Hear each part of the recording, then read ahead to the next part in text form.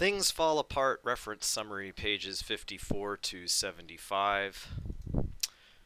Alright, this is right after Ikki Mifune is killed. Okonkwo is shook up by killing Ikki Mifune.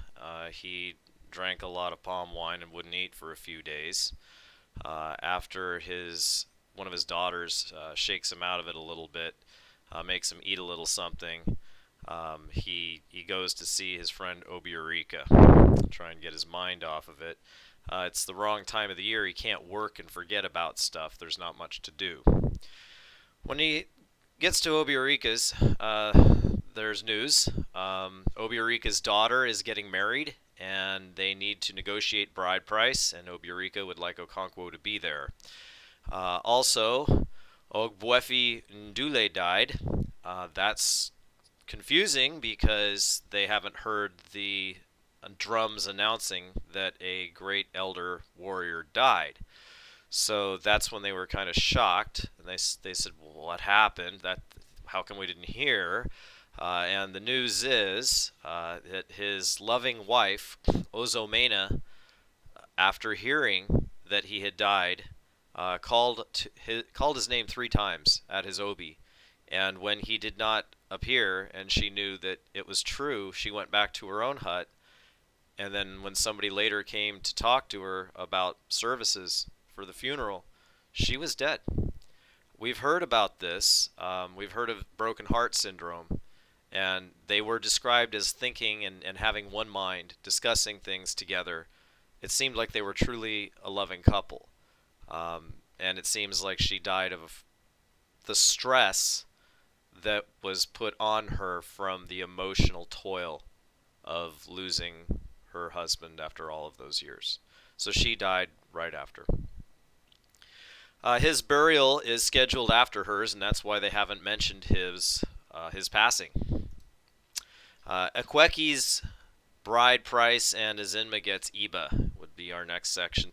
I should say at this point, it almost is like just day-to-day life going on for a little while before a major plot thread picks up again.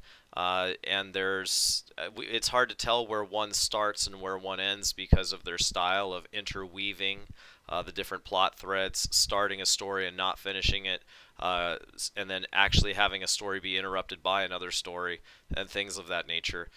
So it does read a little bit like that. That's why I provide so much support. Obiurika's daughter, Akweki, is going to be married, and the bride price negotiation, they use a pile of broomsticks to barter.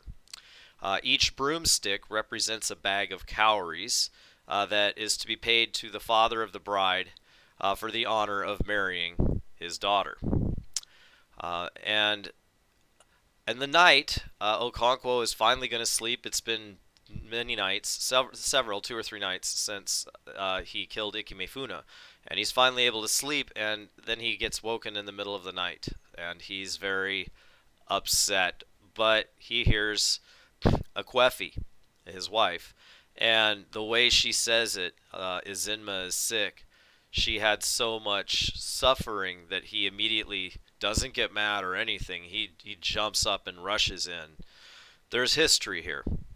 Akwefi has been cursed with stillborn and infant death syndrome, or we don't know exactly what the cause is, of course, but her children don't make it far past being born before they die. And it just happens over and over again. It happens so much that she starts naming the children things that would maybe make death stop. One of the names, Death, I Implore You. Um, uh, Death will do as he chooses, or something like that, was another one. I mean, and it just happens. They just keep dying over and over again. Azinma ends up being the lone surviving child that actually lives, and it was a struggle, and Akwefi worked so hard to keep her alive for these 10 years, and she spoils her rotten, and she loves her closer than any daughter. I mean, it's her whole world is Azinma. And Azinma does get better, and after, over time, she makes it to be about 10 years old. Uh, After so many deaths, a medicine man specialist was consulted. What's going on? Why does this keep happening to Okonkwo and Akwefi? So Ogbanji is declared. That's when a child who lives long enough, just long enough for a mother to suffer, carrying the child all the way through birth, and then dies a short time afterwards and returns to start the cycle again. Um, they're considered truly evil children who torture their mothers. That's the concept of the Ogbanji. It's like a ghost. It just keeps returning. It's the same ghost over and over again. These are not different children. They just keep. It's just the same one. It keeps coming back. So in a horrendous scene, they abuse the baby corpse, cut it up with a razor, drag it through the dirt, throw it away in the evil forest.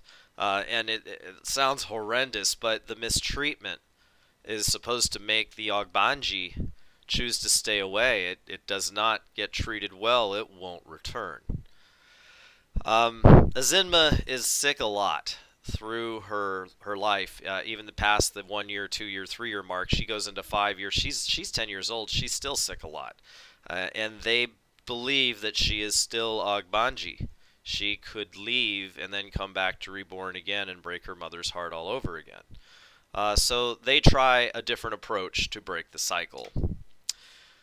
So this one is called the Where is the Iwi Uwa? The medicine man takes Azinma to show him where she hid her Iwi Uwa. She at first feigns ignorance. I don't know what you're talking about. She takes them for a long walk, and everybody follows her. And she leads them in a circle back to the family compound to a spot, and they dig and they dig and they dig, and finally the medicine man finds it. It's a little pebble inside of a rag. He declares, and they all shout victorious. He found it. He found it. Azinma is surely cured. However, on this night, when Okonkwo is woken and Akwefi is waking him up saying Azinma is sick, Okonkwo and Akwefi are so worried about this kid that they're going to lose this kid. They just can't worry about it like a normal. I mean, Okonkwo has 8 children, and he's seen fever before. He calls it Iba, and he goes and he gets medicine for it. But even Okonkwo is visibly shook up. He's worried. Anyway, Okonkwo and Okwefi are terribly worried, and Okwefi nurses her through the night. Okonkwo makes the ingredients, puts them in a pot, boils it all up, and then Azinma throws a blanket over herself, mat over herself, so she has to breathe the fumes, and it's supposed to cure her of her Iba. Then suddenly there's a dramatic change as we hit page 74 and 75. The court proceedings begin, and this is the Igwugwu. There's a large gathering of people waiting at the village Elo at the very beginning, and the Igwugwu appear. So there's going to be a hut, and it's got a door, but the door does not face where anybody can see inside. Even if they kept it open, you wouldn't be able to see it. It's a back door only. This hut has only one door, and it's not in a direction where anybody can see. So the Igwugwu are inside. When they emerge from the hut, they're in their full regalia, with the masks, the giant African masks, the staffs and the shields and the feathers and the animal skins, and just fully made up. They speak their own esoteric language, we are told. So when they are coming out, they're making strange noises that nobody knows what they're talking about because nobody speaks that language. So that starts it. Even the people around don't know what's going on as far as they're speaking. And they are considered gods on earth. They are one god represents each one of the villages. So women, by instinct, are supposed to just run terrified as soon as they see an Igwugwu. But always immediately just calm right back down and go back to normal. Men are submissive to all Igwugwu, they are considered more powerful than any man. So you have to show submissiveness and show deference to any Igwugwu, no matter who you are. One representative, there's going to be one representative for each of the 9 villages I mentioned. The leader is named Evil Forest. And his head is on fire. I love that part. They have a special effect, and they've got a smoldering bit of dried moss that they stuffed in the mask, and smoke is constantly coming out of his head while he is walking around and talking and conducting court. They don't stay out for too terribly long. They go back in the hut and then they readjust all of their costumes and things. They probably have to refuel his head fire. So just a amazing display, and everybody knows that that one Igwugwu has got the same exact walk as Okonkwo, the springy step, but nobody says it. It's like the Easter Bunny. It's like Santa Claus. The people know, but they're not gonna say. They're not gonna touch that. And they do actually administer all of the justice for the clan. This is an interesting part, but this is about as close as you will get to government from this people. What we're about to read coming up, there isn't one. That's part of their everybody's beating everybody else up, and the stronger dominates the weaker part of thing going on in all of the society.